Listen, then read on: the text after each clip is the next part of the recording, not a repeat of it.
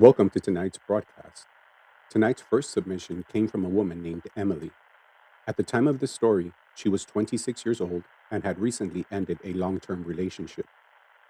Feeling lonely and hoping for a fresh start, she booked a 7-day Caribbean cruise by herself. She thought it would be a chance to relax, meet new people, and maybe even find a vacation romance. Instead, she spent 7 days being watched. This is her story. Hello, tonight's broadcast.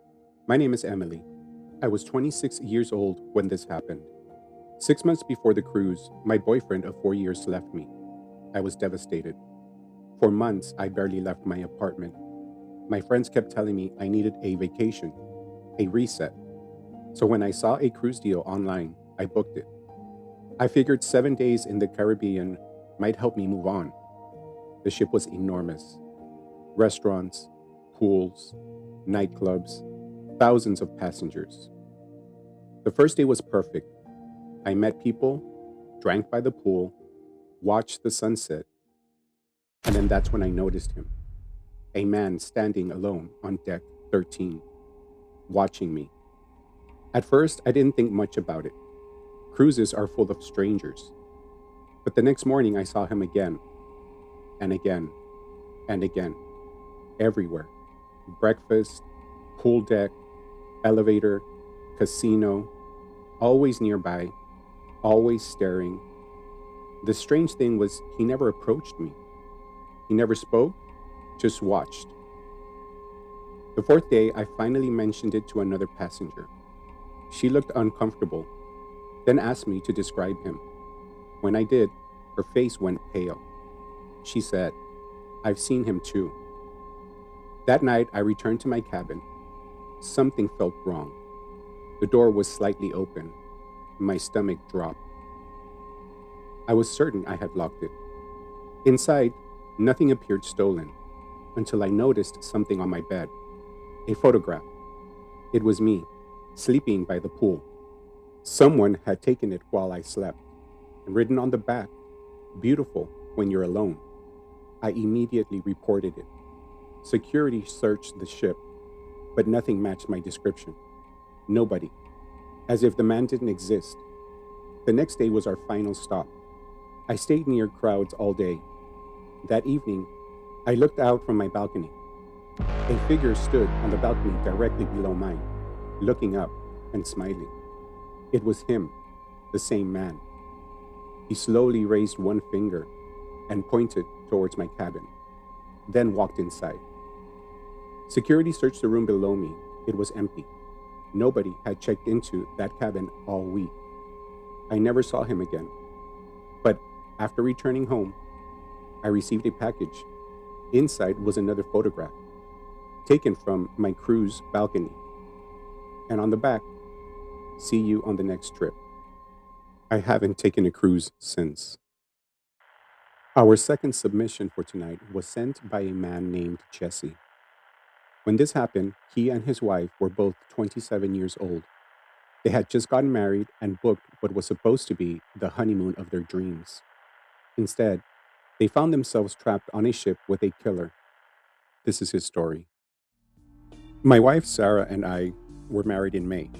We had saved for nearly 2 years for our honeymoon cruise. 7 nights, Bahamas, luxury suite. Everything felt perfect. The first 3 days were amazing. Then a passenger disappeared.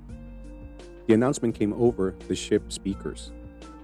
A woman in her 20s had not returned to her cabin. Everyone assumed she had gone overboard. Accident, suicide, something tragic.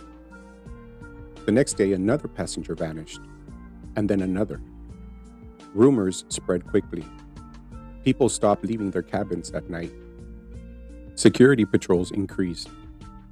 On night 6, Sarah and I attempted a late comedy show. Afterward, we took the stairs towards our room. Halfway down the stairwell, we heard someone crying. A woman, softly, from below. Sarah wanted to help. I followed her down. The crying stopped. Suddenly, complete silence. Then we found blood. a single trail leading through a maintenance store. I opened it. Inside was a hidden storage area. What I saw still haunts me. Three bodies, all missing passengers, stacked together like garbage. Sarah screamed, and a man emerged from the darkness in a crew uniform, knife in hand.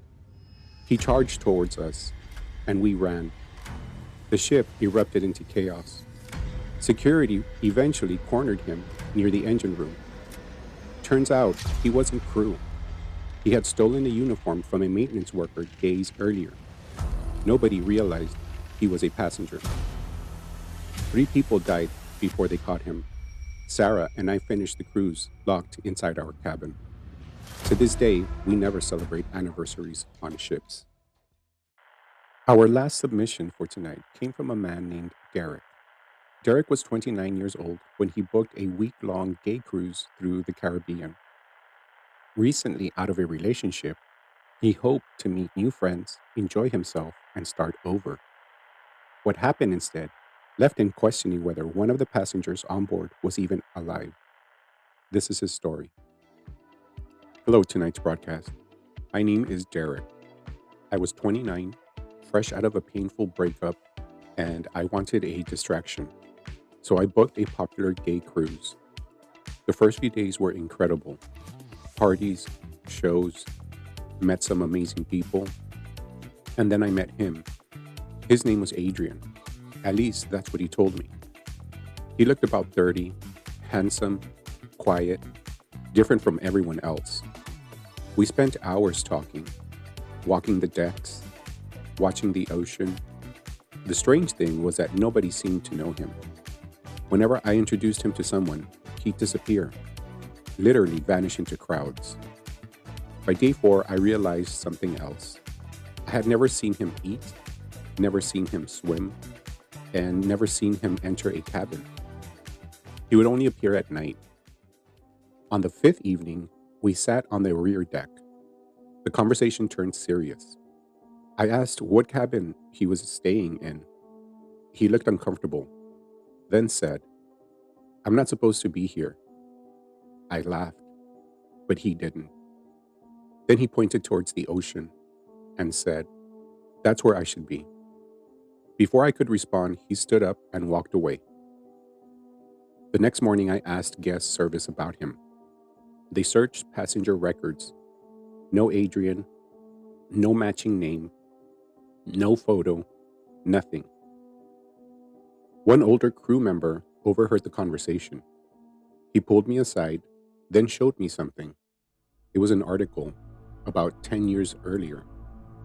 A passenger named Adrian had disappeared from the same cruise line.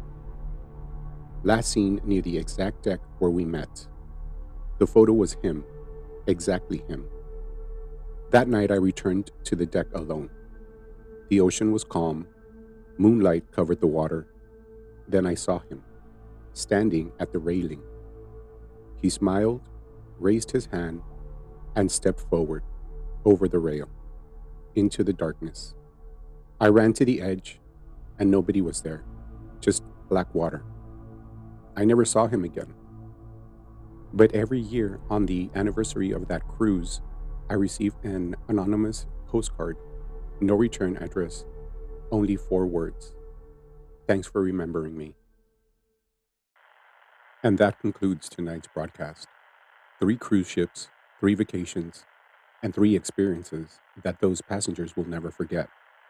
Whether it is a stalker hiding among thousands of guests, a killer trapped on board with nowhere to escape, or a passenger who may have never been alive to begin with, one thing is certain: the ocean can be just as terrifying as anything waiting on land.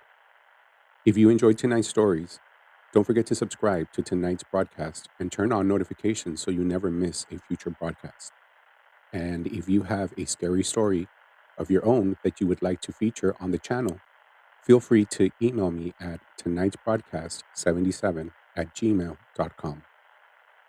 Until next time, lock your doors, check over your shoulder, and remember, not every passenger makes it home. Until the shadows call again. Good night.